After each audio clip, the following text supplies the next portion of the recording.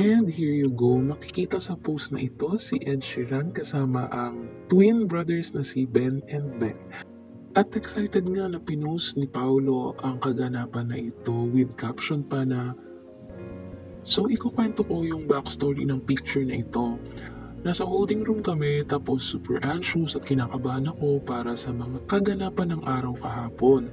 Sabi ko kay Migs, kailangan ko makinig ng usual calming ambient music ko.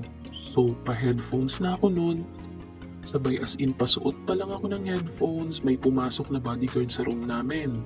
Tas sabi, is this Ben and Ben's room? Tas mga 5 seconds after pumasok na si Sir Ed. Siyempre di nakatulong sa kaba ko, haha. Pero starstruck at tameme. Buti madaldal si Miguel, halos siyang nagsalita the whole time. Pero sinabi ko naman na grabe yung influence ng impact niya sa generation ng artist dito sa Pinas. Kasama na kami doon.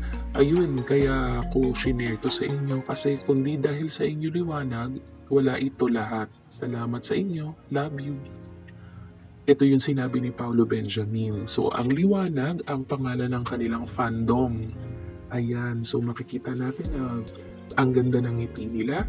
At congratulations Ben and Ben sa inyong music at sa inyong dream come true na makasama at makita in person si Ed Sheeran. Please like and subscribe to my YouTube channel. And also, please like and subscribe to the channel of Paolo Benjamin, Ben and Ben and Ed Sheeran. Thank you.